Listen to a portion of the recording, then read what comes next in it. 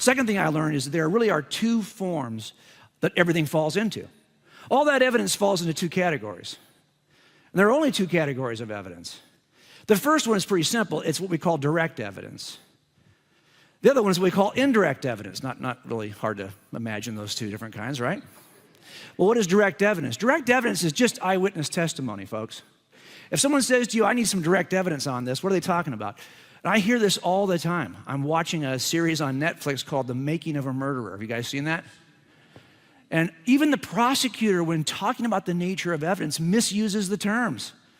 Direct evidence is eyewitness testimony. That's all that counts as direct evidence. Indirect evidence is everything else.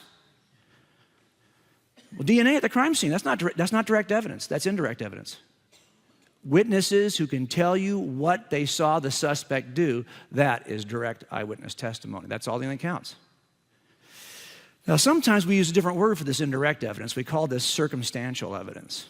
So these are the two groups. And I'll bet you when you hear this term, circumstantial evidence, you're like, that's just junk. You hear on TV all the time, all they have is a circumstantial case, right? Well, that's all I ever have. I work cold cases. They went cold for a reason. There's no eyewitnesses. So when I get a case to begin with, it's terrible. It's a mess.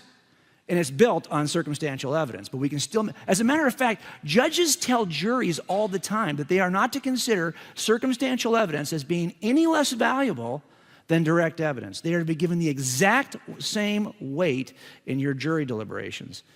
So stop saying it's just a circumstantial case, because that means there's something less about no, it's a circumstantial case.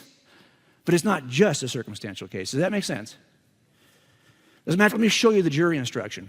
Here's what judges tell juries in jury trials before they start the deliberations. Both direct and circumstantial evidence are acceptable types of evidence to prove or disprove the elements of a charge, including intent and mental state and acts necessary to a conviction. And neither is necessarily more reliable than the other. Neither is entitled to any greater weight than the other. So I'm here to tell you guys, we build cases about the existence of God that could be described as circumstantial. No kidding. That's how we do cases, and probably 85% of cases in America are entirely circumstantial. That's how we build cases. Don't let anyone tell you that you've got to have a direct witness you can interview in order to believe something is true. Be ready to kiss down all of history then. You couldn't even know anything about your own great-grandparents if you had to have somebody alive who could say, I saw them do this. No, you're taking it on the strength of somebody else's testimony. You have to make these cases circumstantially. So just know that that's an entirely appropriate way to make a case. That's okay.